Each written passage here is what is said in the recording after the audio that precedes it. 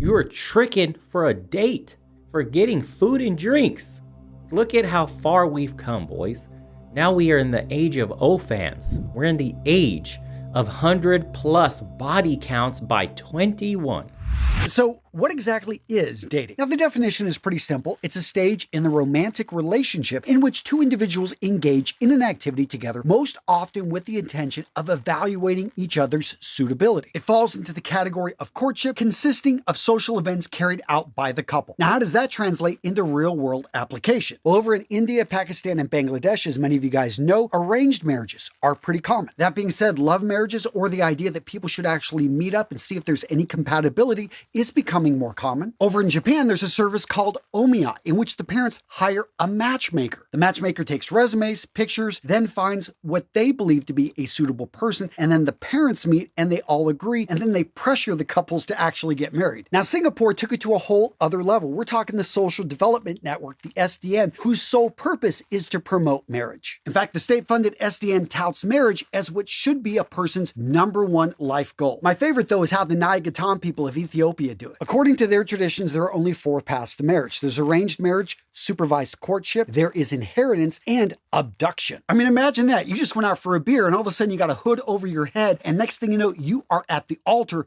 marrying this woman you've never seen before. But seriously, gents, when it comes to dating, most people will tell you it sucks. And the research backs this up. 10 years ago, it was bad. Now, 47% of Americans say that it is even worse than it was a decade ago. In fact, since the Me Too movement, 65% of men say dating is harder. And the women weren't far behind. Oh, look at this one. Public sees challenges for men dating in the era of the Me Tree.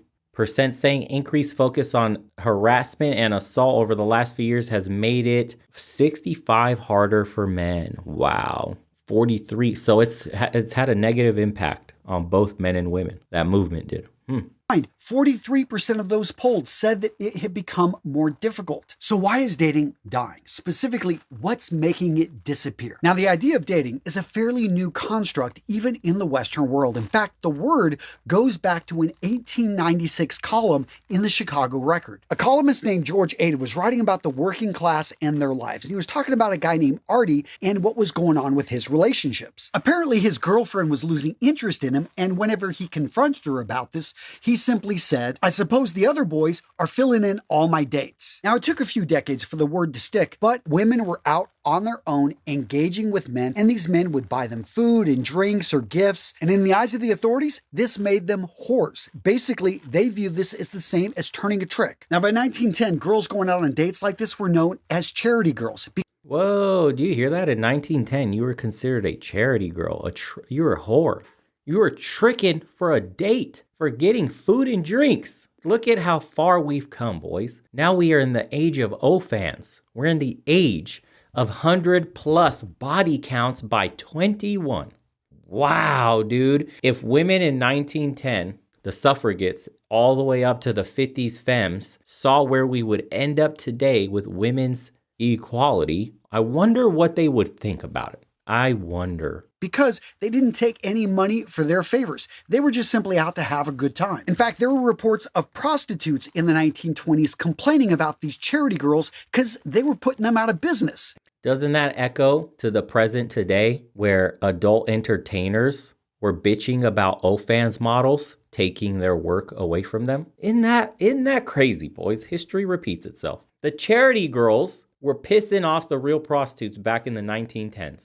In the 1920s and 30s, we saw the rise of the shop girl, a single woman working in a department store, living in a city, a larger place where, she lived on her own, and she was free to make up her mind who she was going to engage with. All the men that were coming up, buying things in her store, courting her, maybe asking her out. Yeah, she was kind of setting her own agenda. Now, the 1940s is, marked by World War II. And guess what? Women are now in the workplace. They've got a taste of what it's like to actually make pretty good money, and things never went back. The 1950s, yeah, we still stuck to a lot of traditions, dating and courtship. Dude, once you open Pandora's box, you can't close it anymore. This new style of the West, our culture is permanent, bro. It's only going in the same direction of going into hedonism, more debauchery, more degeneracy. We're not having a conservative shift. It's not going to happen.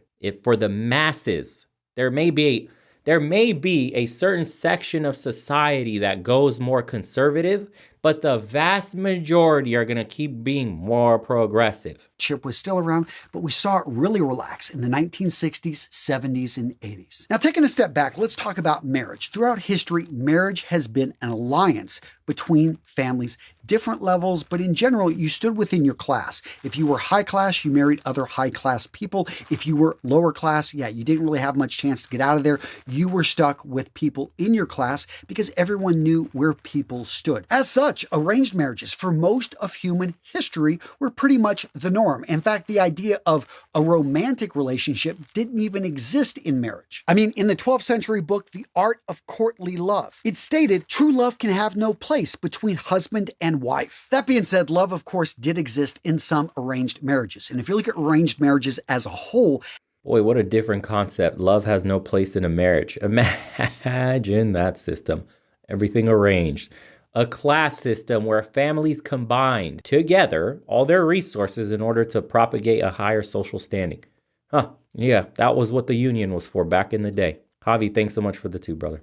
Happiness levels do go up over time because people approach this as, hey, we've got to make this work. We're stuck together, versus a lot of love marriages start off really happy, but then, it wears off after a couple. Wow, and that's a really good point, huh? When you have an arranged marriage, it is a little bit out of your control because it's arranged, right? It's the families making the decision for you.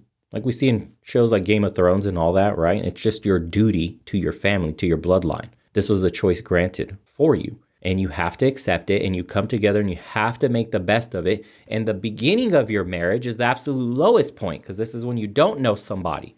And this is when you're getting to know your significant other and building a rapport and a legacy and learning to live amongst one another, as opposed to the way we do it today in reverse, where we enter a marriage in the absolute peak of your relationship has passed years before, when you guys were having sex like bunnies, when you were still in the honeymoon phase in the first year you met, when all these things that were going on in the beginning that was making the lust at the forefront of your relationship is now gone.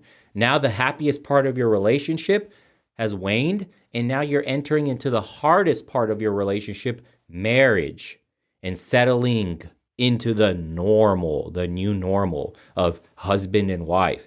And now you're just battling to maintain a little bit of happiness. Boy, oh boy, anybody with a successful marriage tells you it's not easy. It's hard work. It's a union of two people that have to make sacrifices, come together, and meet each other in the middle. Do you think that message is pushed on society today? No way, dude. You're a strong, independent queen, and you deserve to have it all. If your man can't buy you this, if he won't take you out there, if he doesn't bring you flowers, he ain't the man for you. Next swipe. Nuts. Years, and happiness levels go down, and they are more likely to lead to divorce. That being said, throughout recorded history, there has been the existence of matchmakers. Nowadays, a lot of us think, I would never use a service like that. Here's the thing, is that this used to be the norm.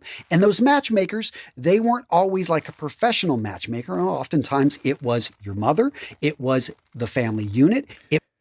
Seven Sons, I saw your comment, marriage sounds like hell. It sounds like hell to you, but you have to understand in the context in which it was invented, it was two families that you still had your extended family behind you, supporting you, and then the other family supports you as well, and you combine assets, and your kids will have a better life than either family had.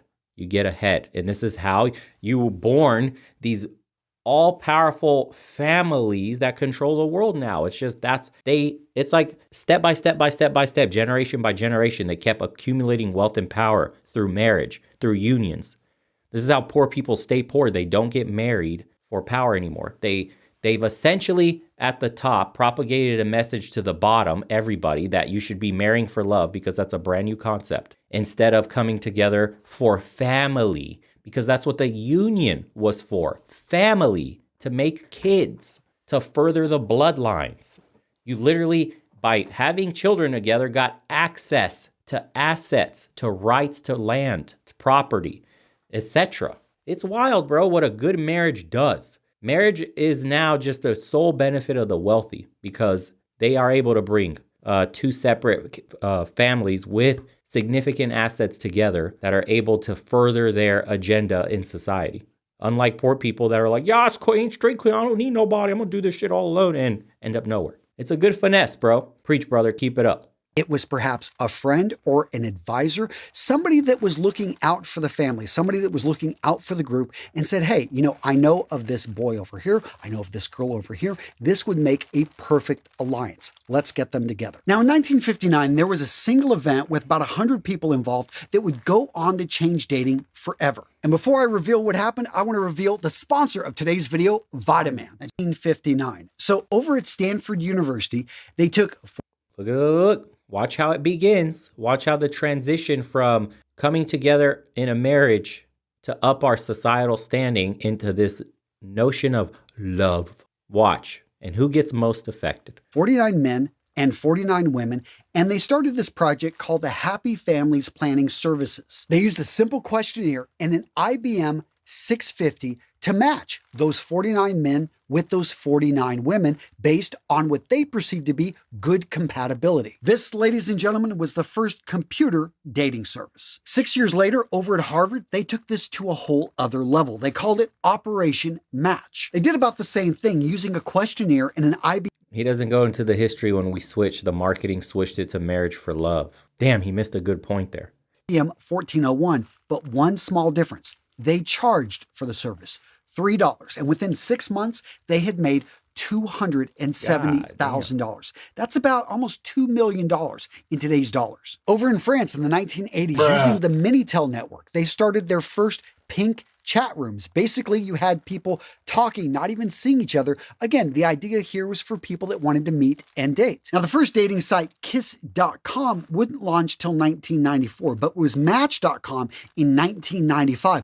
Wow, Match.com was out since 95, dude? Whoa, oh my God. What were online dating rooms like back in 95? With your dial-up 56K modem. What?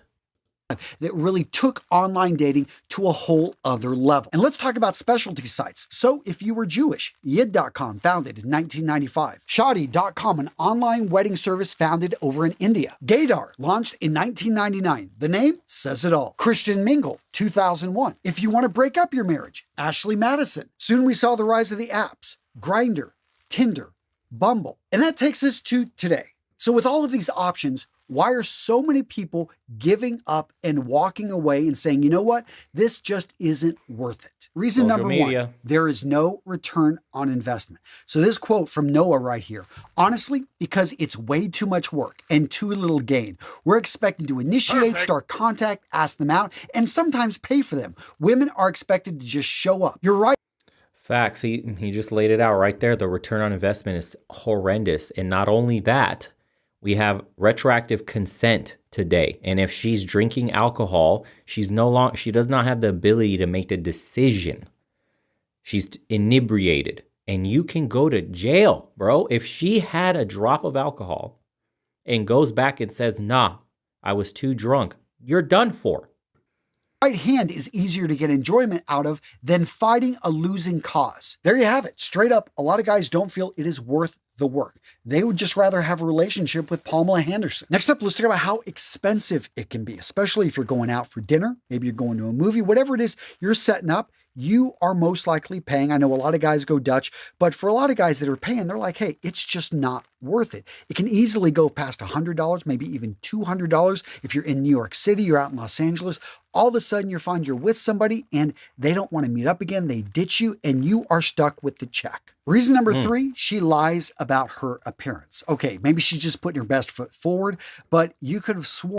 MySpace angles, and now the advent of filters. And the filters are so insane today. They have a default filter placed on the photo already that alters your bone structure on top of the 10,000 filters they can put on themselves. And you can hardly tell. The filters are getting so good at manipulating what a person looks like.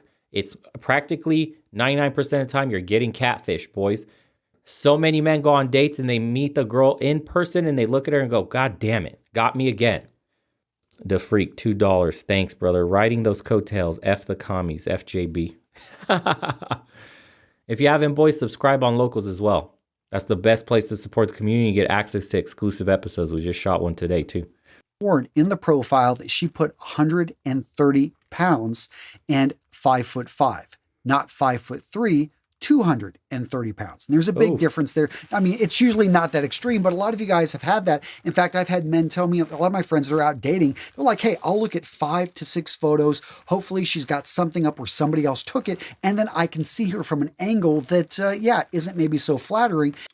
So I obviously, when I use Tinder so often, let's put a chill song on. When I was in my Tinder escapades, boys, I had a little, if you didn't show me a body pic, I wasn't going on a date with you. I got burned once so bad. I got MySpace angled to death. And I went on a date with a secret Willie.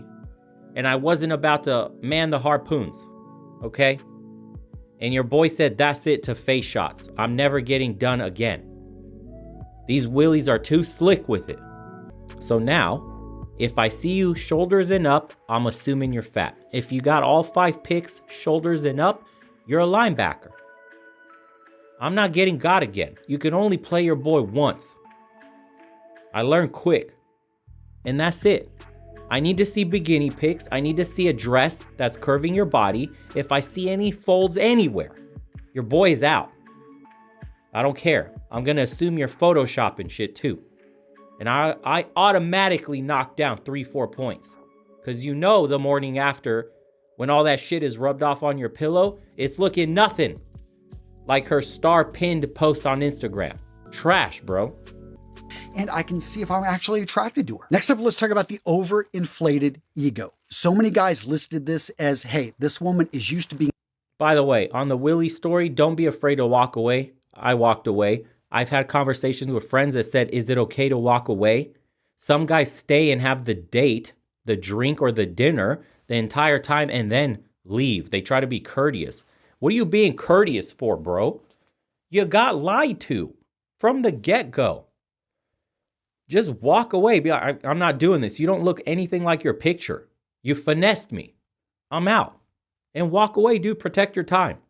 Being able to put up a profile and having 100 guys within a day basically try to grab her attention.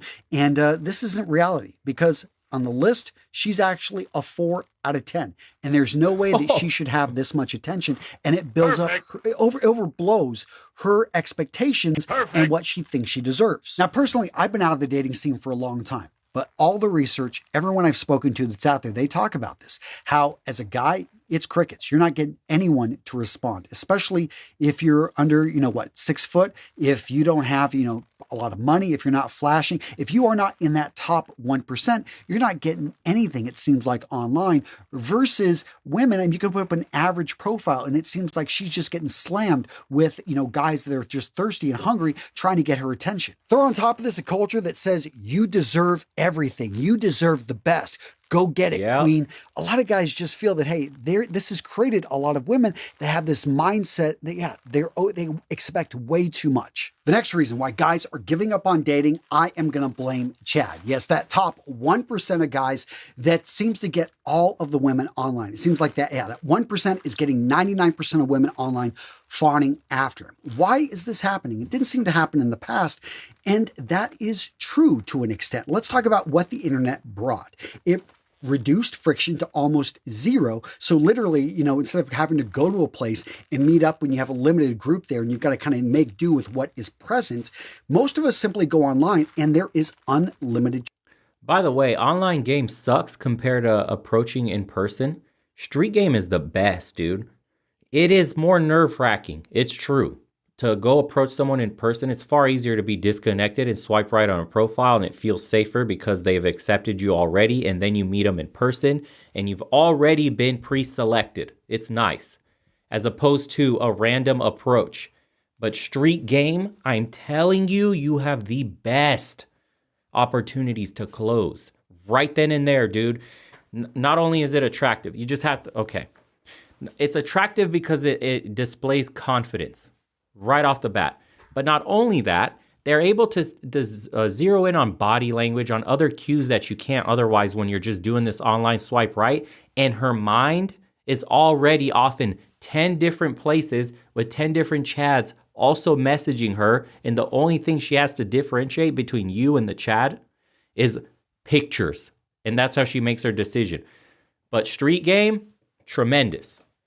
The only thing you have to watch out for is, I guess, being labeled a creep or whatever. But then again, that just comes down to how your energy is, shown to the woman, what you say, how you move around. If you're acting weird, you can give off the creep incel-y energy really easy. Most men aren't going to give that. Just be respectful enough, be playful, do a few jokes, man, and see how it rolls, dude. You have nothing to lose. All she's going to either say is yes or no. There's nothing wrong with being rejected. If anything, dude, it builds character. And we used to do this as high schoolers. Like the way we learned to talk to girls, we had a group and we would go to the mall back when malls was still the thing. And the guys in the group would purposely pick girls walking around. We would sit in the food court and they would purposely pick hot chicks for you to go talk to. And they would pick the hottest chicks. You had no chance of betting. Dude, you had no chance to get these numbers. They were just there to film you and watch you crash and burn and get rejected hard. And you had to learn. You had to go up to women and talk and be smooth and say some shit to make them laugh and at least get rejected in a nice way. Like, ha, you're cute for a little high school boy, but you're too young for me. You know what I mean? Dude, put yourself in the fire and you'll forge a sword that's worth wielding. Trust. Choice, and to be able to go through that unlimited choice, you just need to flick your finger. So literally, the friction is almost zero. Next up, out of economics, we get the winner takes all. And this is where someone that is just slightly better than others is going to draw in the vast majority. Think about it. If you walk into a store and you got $500, do you want the second best, the third best, or the best product that you can get for your money? Maybe it's a phone, maybe it's a camera, whatever it may be. You want the best for your money. And that's the same with people online. Everyone wants to go for the best that they can get. But in a friction high situation, let's say you walk into a room and there are 20 people and there were 10 men, 10 women, and each of them have numbers on their head. There was a great experiment that did this. What's going to happen if you tell everyone, hey, match up with the highest number quickly? So the 10 is going to find either a 9 or a 10. Everyone's going to gravitate towards those 10s. They will be taken quickly. And then the 8s, then the 9s, then or 7s. You get the point. It's just going to go down. If you are a 1, if you are a 2, if you are a 3, you're going to find that everyone is turning away from you. And you are going to learn that, hey, I'm not bringing, or I'm not as attractive, or there's just something about me that is turning off other people. And eventually you're going to look around. There's only going to be a set number of people left, and you're going to want to pair up quickly so that you at least have someone to go with. I know it is cruel, but it's the way things are. But online, this has disappeared. So what you get is this top percentage has their pick. And the reality is a lot of these top guys, they still want to eventually pair up, perhaps, if they do want to pair up with someone that is at the same level and caliber. Now, being men, one of the things with guys is that they don't mind just a hookup for the night or for a couple nights, whatever it may be. And if no one's going to find out about it, yeah, she's a 4, but no one's going to know, I got nothing going on. Let's make it happen. But and there it is. I told you the practice chicks, the wet willies that men secretly harpoon for just to get off the, ring rust. And it happens more than you think. Some of you men don't like to admit it, but you're harpooning these willies, stoning cave trolls, and you're not going to tell nobody because, at the end of the day, bro, you got a dry spell and you got to break it. And you got to get some abundance mentality. And sometimes you got to collect a flock of willies in order to get out there and get you a champion fish that you could display on the wall to all your homies. Right? It is what it is, dude. That's a thing with men. But what happens is the willies all of a sudden think they're champion fish that deserve to be placed on the wall and shown off trophies. And they're not. They're willies. They're cave trolls. And it don't work that way. But they don't know because they think a man has the same level of interest in them as they do in the men. They think they're going to end up marrying with the Disney happily ever after mentality they have. That's all it is. And that's why the game will never be fair to women who sleep around like men do.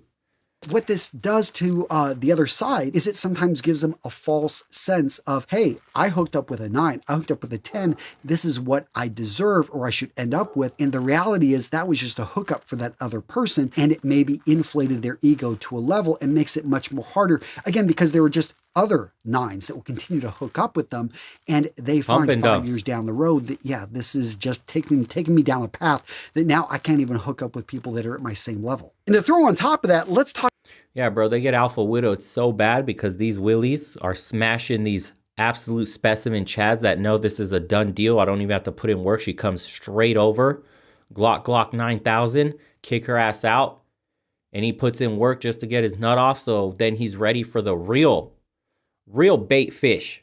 He's trying to catch a absolute prized marlin, and he's got a date with her tomorrow, and he needs to get his nerves off. Yeah, it happens, bro. That's the way men are. But unfortunately, she's got a taste of Chad, and now when she dates a man within her real range, emotional damage, and game over. Talk about the paradox of choice and why that's making dating even worse. Because if you only had 10 people that you could potentially date, okay, it's almost like an arranged marriage. You would say, she's attractive enough, or, it's good enough. We're going to make this work. Let's build a life together. Thanks, Trap Accounting, for the $2, brother. Sometimes you have to take one for the team. No, I will not. Sorry. We had specific soldiers with absolutely no standards that were ready to jump on all the grenade/willies. The harpoons were already manned. Your boy wasn't doing it. No siree. That wasn't my job.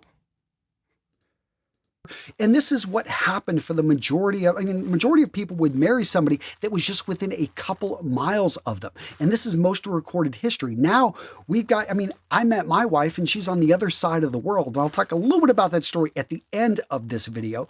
But, most times that paradox of choice, though, comes with consequences, because you are always wondering if you're in a decent relationship and it's good, everything seems.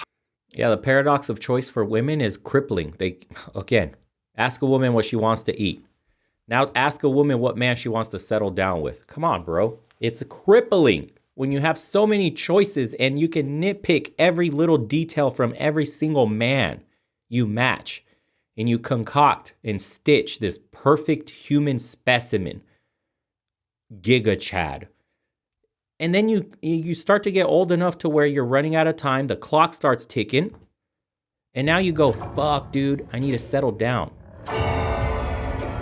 Right now. What do I do? Oh, snap. I can't get a Giga Chad to settle down. So I settle with Beta Bob, and I'm always seething and angry about the one that got away. And I'm going to whip Beta Bob.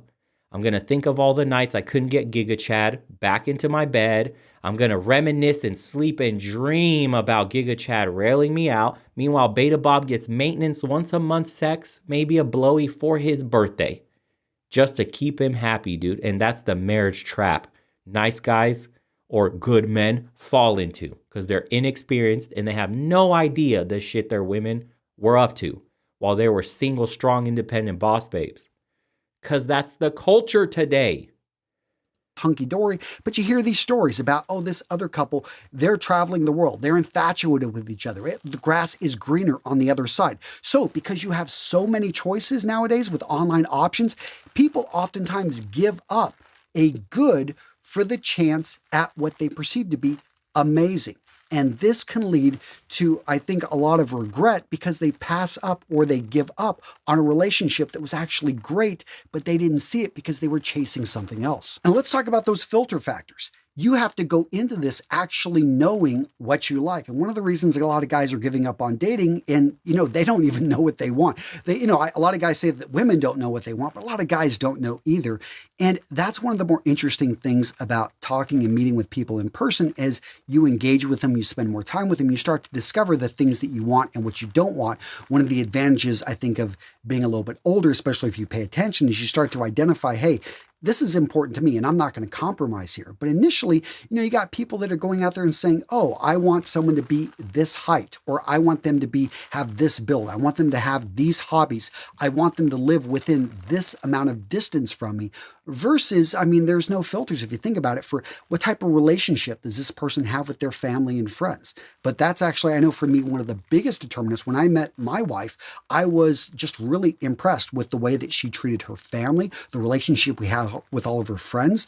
I didn't have the best relationship with my family, and I knew I wanted to create a family. Like looking back, I can see that I saw that, but that's something that when you're going in and creating these filters, you initially don't know. And I've told you guys all the time, watch how she treats her father if he's present. Make sure her father's present. Watch the family dynamic between the husband and the wife.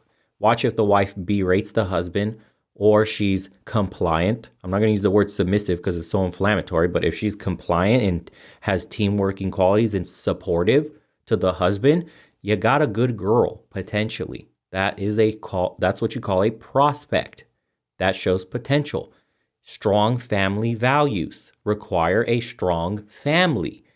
If your girl comes from a busted childhood, chances are she's not going to be a good prospect. It's not the end all be all. There are some incredible people that come from broken homes because they've had to grow up quickly and have had time to self-reflect or had the God-given ability to be introspective. Those people are rare though. Okay, for men that aren't experienced, it's a simple rule, dude. I had 3 of them. It was what she did to her boyfriend, she'll do to you. If she has a lot of guy friends, and what was my last one? I haven't been dating in a minute. So guy best friend, if she has guy friends, what she does, and divorced parents. Yeah, there you go. So that's like the three little tenets you need to follow when you're meeting a woman is, are her parents still together? Right? It just saves you the trouble. Does she have a lot of guy friends? That's a weird red flag. She needs attention from men, especially if she says something like, I don't like girls. They're so dramatic. It's most likely she's the dramatic one and girls don't trust her. And what she does to her boyfriend in the past, she'll do to you. If she met you in certain contexts, like she still had a man and then she dumped him for you, you're going to get dumped for another man. If you find out that she was a serial cheater and like constantly broke his heart, etc., did all this crazy shit to him, was dramatic, was toxic, you're next in line for the toxicity, brother. Follow those 3 rules and you'll be good for the most of the time. They're not laws, they're just rules. They can be broken. Rarely, though.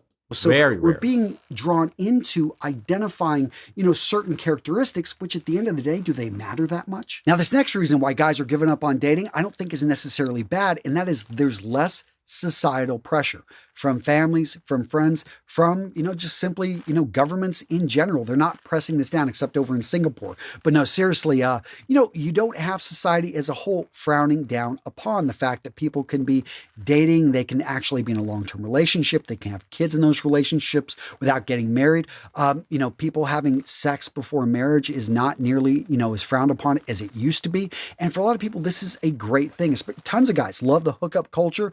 Personally, I do think that it would be great to be in a long-term relationship, and I'll talk about my stance on all this at the end of this video.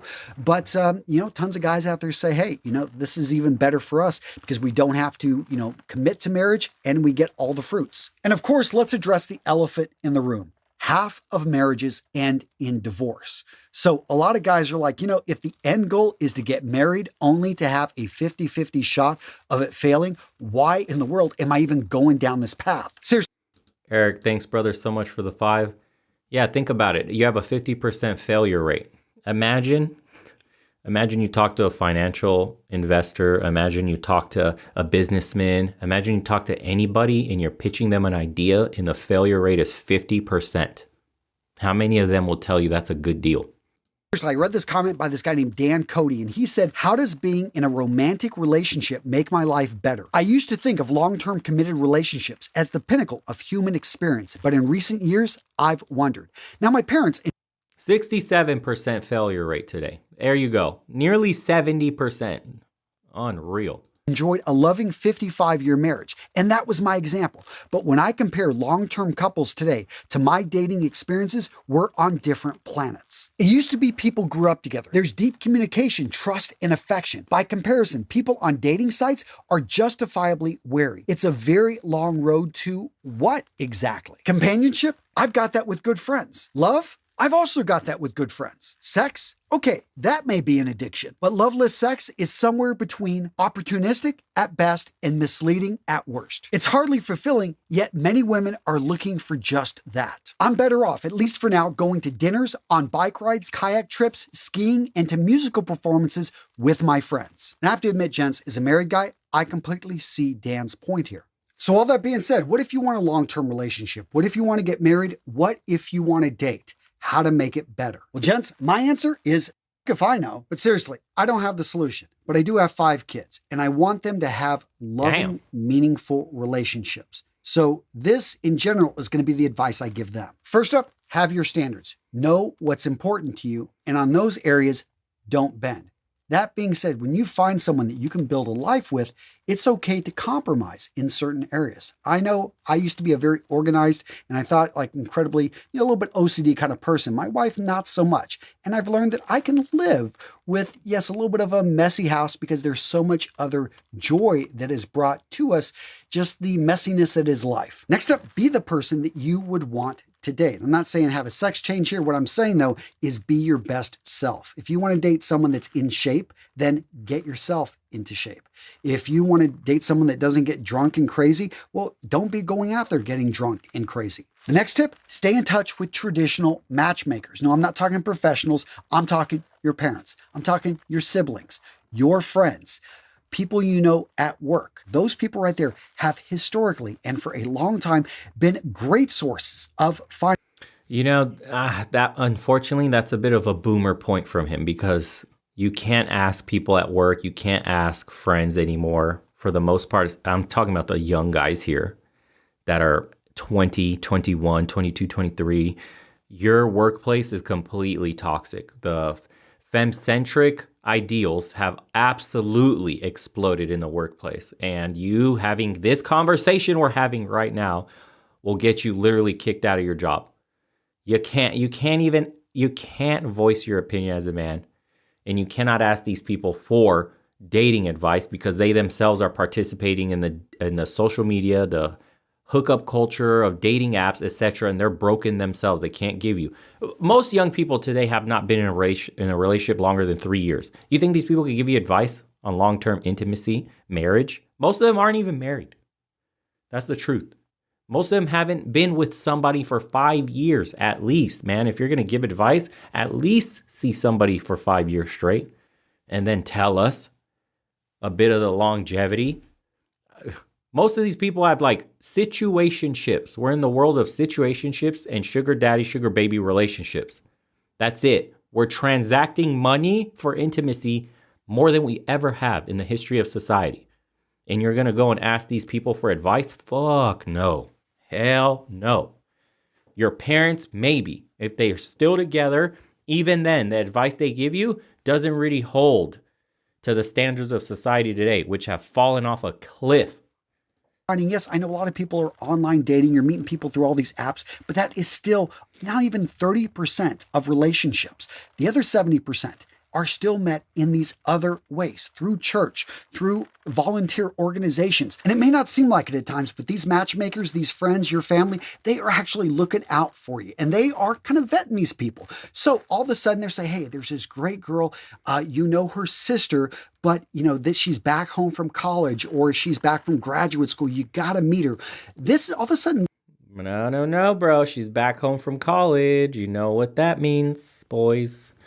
You know exactly what that means. We're getting a bit off mark on what he's talking about.